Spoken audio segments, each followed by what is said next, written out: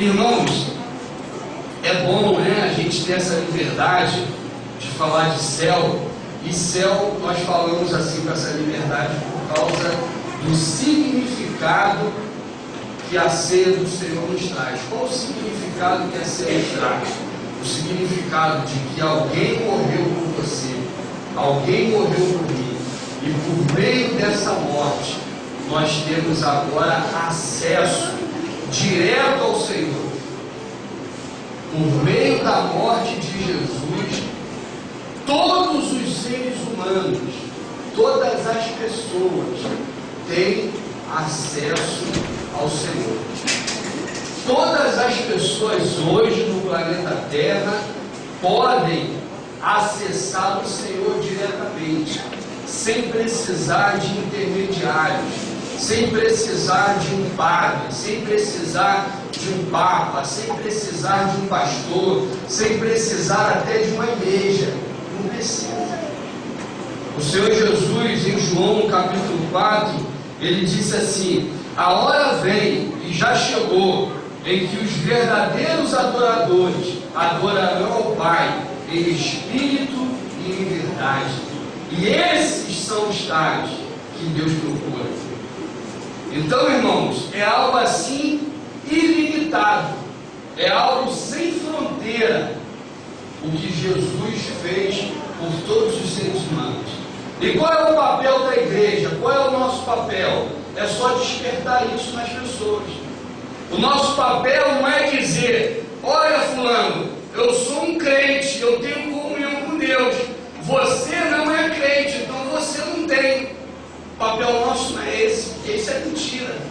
O papel nosso é dizer: fulano, eu tenho comunhão com Deus por causa de Jesus, e você também. Só que eu estou usufruindo disso, eu estou fazendo uso, e você? E aí a pessoa passa a fazer uso também. É simples assim. Não tem essa de um povo melhor, de um povo com certos privilégios só porque fazem parte de uma igreja, que tem uma carteirinha, que foram batizados. Não é nada disso. É pelo sangue de Jesus. E todo aquele que crê e confessa que crê, esse é um salvo. Esse se torna um discípulo de Jesus. Amém, pessoal? A ceia fala disso. Mas a ceia, irmãos, é algo assim maravilhoso. Eu gostaria de compartilhar algumas coisas. Aliás, esse algo, um aspecto, né, desse algo maravilhoso. E um aspecto que aparentemente não é tão maravilhoso, que é acerca da morte. A ceia do Senhor, ela traz para nós um ambiente de conhecimento, de entendimento, muito assim, um ambiente assim, como é que eu posso dizer, arriscado. Um ambiente bem arriscado. Imagina você passando por um local onde foi uma espécie de campo de batalha. E ali você tem ainda armadilhas, ali você tem ainda explosivos, ali você tem ainda bombas que não foram detonadas. Então você, para passar por esse local, você precisa ter todo um cuidado, não é verdade? Porque tudo ali pode estar assim, numa situação de risco, de perigo. Porque na verdade, aquele ambiente, aquele local é uma espécie de campo minado. É uma espécie de campo minado. E eu gostaria de chamar a atenção dos irmãos nessa noite para esse aspecto de que as coisas com o Senhor são também uma espécie de campo minado. Como assim, pastor? Não estou entendendo. O senhor está querendo dizer que Deus ele faz armadilhas, ele cria situações para a gente escorregar, para a gente cair? Não, não é o Senhor que faz. É o ambiente em si, já é assim. Tem um livro de um irmão chamado Tozer. Ele é um abençoado, já está na glória de antigamente ele. E o livro dele, o título do livro é assim: O Mundo, campo de lazer ou campo de batalha? Campo de lazer ou campo de batalha? A tua vida, você quer fazer dela um parque de diversão, ou você já discerniu que a vida é um campo de batalha? Quando nós falamos da ceia, irmãos, nós estamos falando de algo que ocorreu há uns anos atrás, há cerca de 2000 anos atrás, que foi do mais arriscado que já houve em todo o universo. Quando nós olhamos a morte de Jesus, nós muitas das vezes não percebemos o que é que estava acontecendo ali. Muitas das vezes nós olhamos para a morte de Jesus e pensamos que aquela história já estava escrita. Nós pensamos que aquilo já fazia parte de um plano perfeitíssimo que não poderia dar errado nem para cá e nem para lá. Ou seja, nós olhamos para a morte de Jesus e pensamos que tudo aquilo, na verdade, foi uma espécie de encenação. Parece que tudo aquilo foi uma encenação. Aquela dor que ele sentiu, aquele sangue que escorreu, aquele grito que ele deu dizendo: Deus meu, por que você me abandonou? Tudo isso parece que foi uma encenação. Porque afinal de contas, a gente chega à conclusão, né? O Senhor é soberano, tudo estava no controle dele. Mas não, irmãos. O Senhor Jesus passou por tudo que passou, tendo consciência que estava num ambiente minado. Ele estava num ambiente de morte. Antes da ceia falar de vida, ela fala de morte. Antes da ceia falar de milagre para o bem, ela fala do milagre para o mal, no sentido de diminuição. Porque para a ceia ocorrer, foi necessário que o Verbo, o Todo-Poderoso, se fizesse homem, se diminuísse, se tornasse servo. E talvez a gente pense: não, mas isso fazia parte da encenação. Irmão, não tem encenação. Foi tudo feito no ambiente de risco. Foi tudo feito no ambiente de vida ou morte. Mas pastor, Deus não é soberano, Ele não estava controlando tudo. Irmãos, eu não sei como que opera a soberania de Deus. Eu não sei. Eu sei, tento saber, partindo de mim como o pressuposto, como o princípio. Só que eu sou ser humano, Deus é Deus. Quando eu me imagino sendo soberano, de fato, eu não vou deixar nada fugir do meu controle. Quando eu me imagino sabendo de todas as coisas, sendo uma espécie de onisciente, realmente eu vou querer me dar bem em tudo. Eu vou. Imagina eu saber de tudo. Eu sendo um todo-poderoso, eu aqui, Alex, humano, sendo um todo-poderoso, uma espécie de humano El Shaddai, eu ia brincar, irmão. Eu ia aprontar por aí a torta direita. E você também. Nós íamos aprontar. Porque nós somos humanos. Agora, como todo esse poder opera em Deus, como todo esse conhecimento opera em Deus, nós não sabemos. Mas o que a revelação deixa claro para nós, irmãos, é que nada foi uma encenação. Amém, irmãos? Esse cântico que a Raquel e a Débora, né, trouxeram aqui, a letra do sofrimento de Jesus, ele carregando aquela cruz, e não nada disso foi encenação. Jesus estava passando ali por um ambiente de risco, e um risco altíssimo. O risco foi tão alto que ele chegou a ficar tão ansioso, tão emocionalmente falando abatido, que ele, em seu último momento de oração, junto com os seus discípulos, junto com aqueles que ele considerava seus melhores amigos, Jesus estava numa situação emocional de tamanho transtorno que ele, irmãos, não pôde conter. Ele não pôde conter, sair de seus poros sangue. Parecia que ele estava suando sangue. Parecia que ele estava ali, numa situação ali estranha, meio que sobrenatural. Mas não, os irmãos sabem que o que ocorreu com Jesus ali no Getsemane foi em função de tamanho desgaste, de tamanho estresse, de tamanha tensão que ele estava passando. E, gente, assim é a nossa vida nessa terra. E disso a ceia nos fala. A ceia nos fala desse aspecto também. Desse aspecto de que nós vivemos também num ambiente de batalha.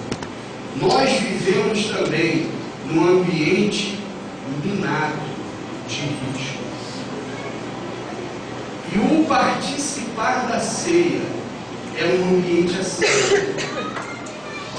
O se aproximar de Deus é um ambiente assim também. É assim. Lembra lá em Atos? Lá em Atos, a igreja em Jerusalém resolveu trazer aos pés dos apóstolos, alguns discípulos, aliás, não toda a igreja, alguns irmãos resolveram pegar tudo que tinha e depositar aos pés dos apóstolos. E nisso veio um casal também, Ananias e Safira. E o que esse casal fez? Esse casal havia vendido um campo, um terreno, uma casa, alguma coisa que eles tinham, e eles pegaram o valor que eles tinham vendido e falaram assim: poxa, não vamos entregar tudo não, vamos separar uma parte para nós. Só que essa parte que a gente vai separar, a gente não fala não, a gente diz que está dando tudo. A gente diz que está dando tudo. Só que a gente separa essa parte. Irmãos, olha o raciocínio. O tudo não era deles. Para que eles tinham que mentir? Por que eles tinham que separar? Era tudo deles, irmãos. Eles davam o que eles quisessem. Só que eles deixaram entrar no coração deles a mentira contra o Senhor, contra Deus. E aí o que eles fizeram? Eles pegaram aquela parte, esconderam, chegaram até os apóstolos e disseram: aqui, ó, todo o dinheiro. E aí Pedro, cheio do Espírito Santo, falou: rapaz, primeiro veio o marido, né, o Ananias. O Pedro falou: Ananias, por que você está mentindo ao Espírito Santo? Não era teu? Você não precisava nem dar nada. Mas só porque você mentiu ao Espírito Santo, você vai morrer agora. E o cara, morreu, irmão. Meu Deus do céu. Ó, esse ambiente. Irmãos, nós estamos diante do Deus Todo-Poderoso. Eu estou dizendo aqui que Deus agora mata a torta direita assim. O que eu estou dizendo é que em todo o universo existe um ambiente de risco. Por que os homens, quando saem do planeta, eles precisam se vestir da forma que eles se vestem? Por quê? Senão eles morrem. Por que quando você mergulha dentro da água, você precisa estar equipado caso você queira ficar lá um tempo maior? Por quê? Senão você morre. Por que você precisa dormir, se alimentar, beber água? Senão você morre. Irmãos, nós vivemos no mundo natural bem constantemente próximo do que nós chamamos de morte. E quando nós somos transportados, como disse aqui o nosso irmão pastor Daniel, quando nós somos transportados para a presença de Deus, nós continuamos vivendo nesse ambiente também de risco de morte. E quando nós entendemos isso, irmãos, quando nós entendemos isso, nós passamos a ter mais maturidade para lidar com as coisas. Nós passamos a ter mais sabedoria. Nós passamos a ter mais expertise para aproveitar das coisas.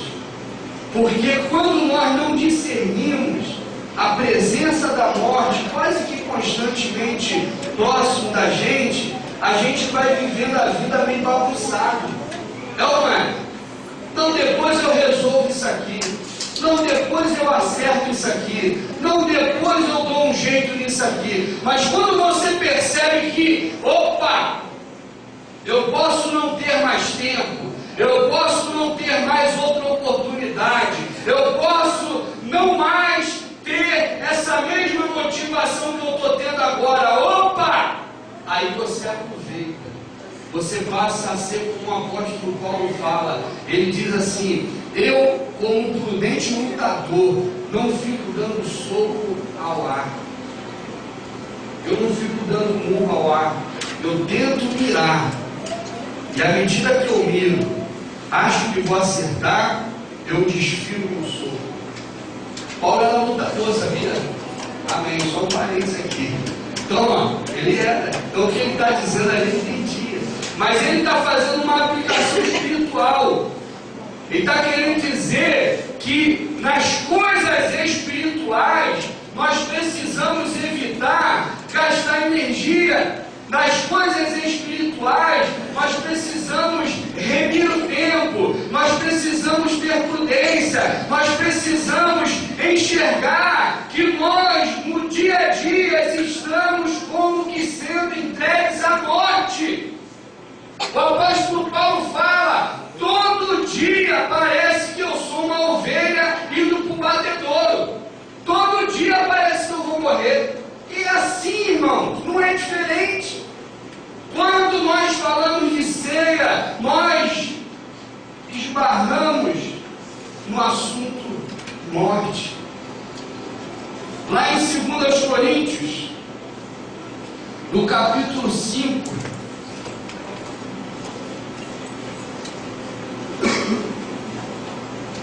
Segundo Coríntios, capítulo 5,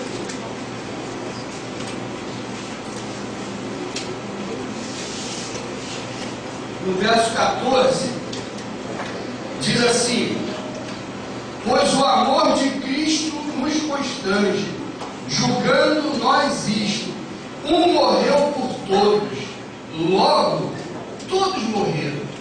A ceia do Senhor.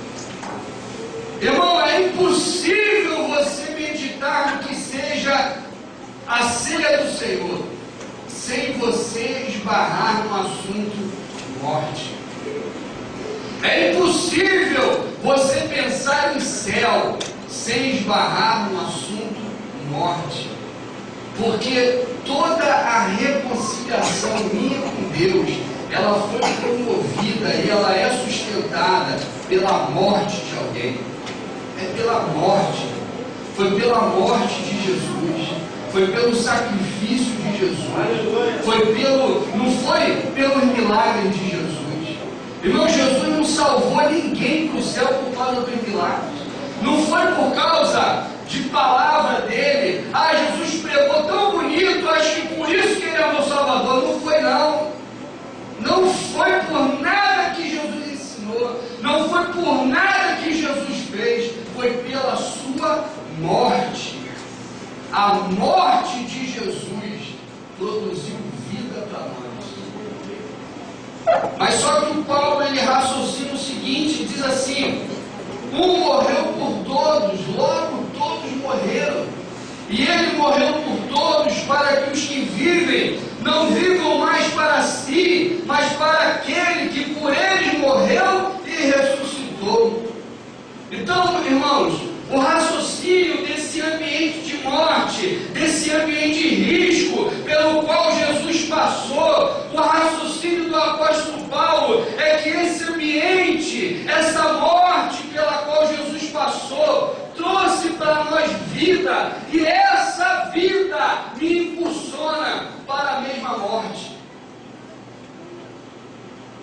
A vida que Jesus me dá me impulsiona para a morte.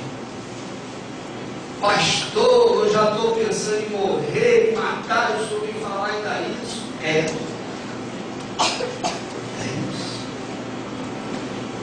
Porque quando você entende que Jesus morreu por você, você entende que a vida por si só é uma vida esgotada, é uma vida que não te traz vida. Então você percebe que não há outro rumo a não ser morrer na morte de Jesus. E o que significa morrer na morte de Jesus? É também ressuscitar como Ele ressuscitou.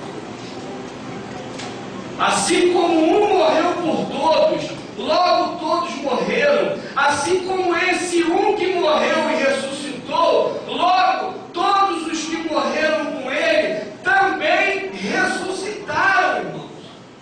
Essa é a palavra do Evangelho. Jesus não morreu por mim para eu ficar feliz na vida. Jesus não morreu por mim para eu ter agora uma felicidade nesse mundo, nessa vida. Não, irmão. Jesus morreu por mim para me mostrar: ô Alex, você tem que morrer também. E você morrendo também, como eu, você vai ressuscitar. Você vai ressuscitar. E o que isso significa na prática? Eu vou te dar um exemplo aqui, só para você entender o que significa na prática. Aqui em Gênesis, no capítulo 32, Gênesis 32, no versículo 22, mas antes do versículo 22, no verso 11, diz assim, essa aqui é uma fala de Jacó, e ele diz assim: livra-me das mãos de meu irmão Esaú, porque eu o temo, para que não venha ele a matar-me, e as mães com os filhos.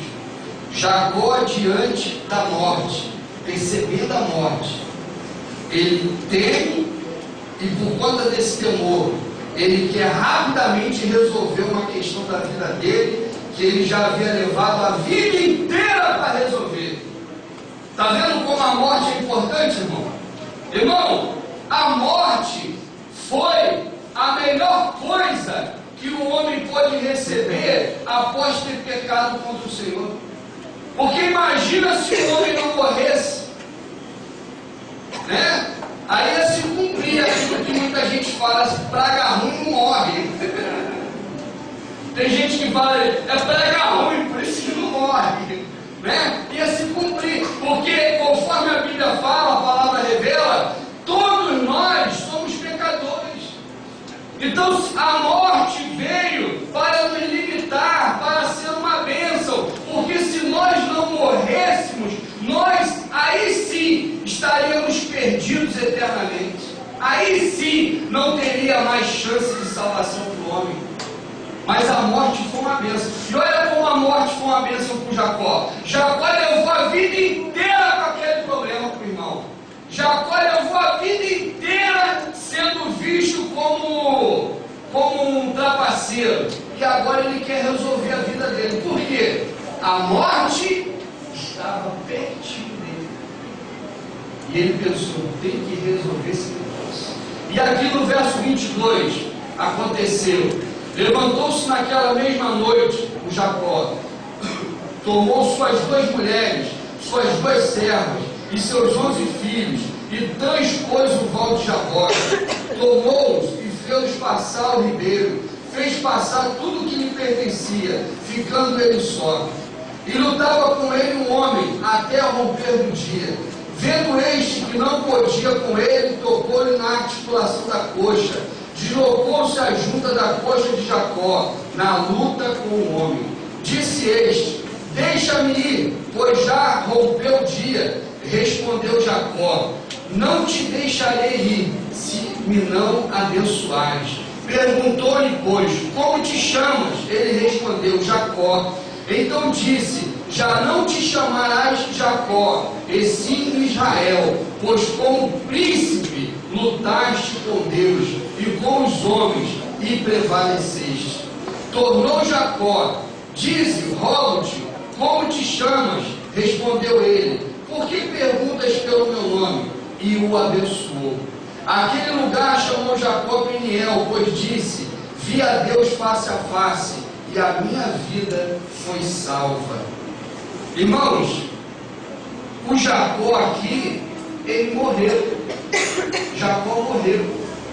E a morte de Jacó deu possibilidade para que o Senhor pudesse fazer surgir quem? Israel. Enquanto eu estiver vivo, nunca Deus poderá fazer surgir através de mim a pessoa que Ele deseja que eu de fato seja. Enquanto houver você, Deus nunca vai ter possibilidade de fazer surgir a pessoa que Ele quer que surja através de você. Porque nós, irmãos, estamos engatinhando. E nesse engatinhar, nesse percurso, há momentos que nós precisamos morrer. Morre aqui, depois morre aqui. E a cada momento que você morre, um novo de você surge. A cada momento que você morre, um novo de você surge, como ocorreu com Jacó. A ceia fala disso. Foi pela morte que Jesus se tornou o Salvador de todos nós. Foi pela morte que Jesus recebeu o nome que está acima de todo nome. Foi pela morte que Jesus pôde ir às mais baixas profundezas e levar cativo o cativeiro e se apresentar diante do Todo-Poderoso nas mais altas alturas. Foi pela morte dele que ele pôde dizer: agora todo o poder me foi dado. Irmãos, não tenha a morte como um terror, tenha ela como uma realidade. A morte física, realidade, todos nós vamos passar, se Jesus não voltar e nos arrebatar. Mas a morte que eu me refiro é a morte tua como pessoa que você é hoje, para que você surja como a pessoa que Deus quer e Deus sabe que você pode ser. E isso é morte, é luta. Jacó brigou a noite toda querendo ser uma nova pessoa. Jacó brigou a noite toda querendo morrer. O apóstolo Paulo ele diz assim: logo já não sou eu quem vive, mas Cristo vive em mim. E o viver que agora tenho na carne, eu vivo pela fé no Filho de Deus, que me amou e se entregou por ela. É morrer. E a ceia fala disso. Por isso o apóstolo Paulo fala, naquele contexto da ceia, lá de Coríntios 11: examine-se, pois, o homem a si mesmo. Eu gostaria de convidar você nesse momento a se examinar. Baixe a cabeça, feche teu olho, tenha aí a posição que você quiser, fica à vontade. Eu gostaria de convidar você a se examinar. E se examinando, você perceber em você aquilo que precisa morrer, aquilo que precisa ser crucificado, aquilo que precisa ser lançado assim bem em cima mesmo de uma bomba poderosa, para essa bomba explodir e acabar com isso em você, em nome de Jesus, para que você possa ser mais, para que você possa crescer de verdade, como Jacó, que era um usurpador, um ladrão, um 71 de primeira, era um 71 formado PhD, DD, tinha MBA disso. O cara era um rapaz, depois que ele fez um curso de aperfeiçoamento do time dele lá bom, aí que ele ficou pior ainda. Mas ele quis morrer num determinado momento. E ele quis morrer não no sentido de se suicidar, porque se suicidar é mole, para de ser covarde. Se suicidar é mole, né? Queira mesmo é ter uma vida nova, queira mesmo é ter uma vida boa, diferente. Suicide-se, mas não no sentido do suicídio covarde. Suicide-se, mas dizendo ao Senhor: Senhor, eu já não suporto mais ser assim, eu já não quero mais ser assim, eu não vou te largar, enquanto o Senhor não me abençoar. Eu tenho que mudar, eu tenho que ser diferente, eu tenho que parar de ser imaturo, eu tenho que parar de ser assim, eu tenho que crescer. Senhor, eu não concordo com esse meu jeito, eu quero ser diferente, eu quero. E tu acaba morrendo e Deus faz você ser uma nova pessoa. É assim, irmão. É assim. Você pode ir em psicólogo, psiquiatra, tomar diazepam e fazer o que for, mas o que vai te levar a uma mudança é você conscientemente desejando essa mudança e estando disposto a abrir mão da maneira como você pensa, estando disposto de você abrir mão de valores que você tem, que são valores que só te atrapalham. Quando você tem essa disposição, o Senhor chega no teu ouvido e sussurra: meu filho, minha filha, você já não mais vai ter esse nome. O teu nome agora é esse aqui. O teu nome agora é esse aqui. O teu nome agora é esse aqui. Aleluia. Enquanto isso, eu vou chamar aqui os irmãos diáconos, responsáveis pela distribuição dos elementos. Mas eu quero que você continue com o teu coração voltado para essa autoanálise, para esse autoentendimento. Gostaria que você estivesse assim bem voltado para o Senhor, porque eu creio que o Senhor está aqui, o Espírito Santo está aqui, e eu tenho certeza que o Espírito Santo pode mudar a tua vida. Essa certeza que eu tenho é porque Ele tem mudado a minha vida.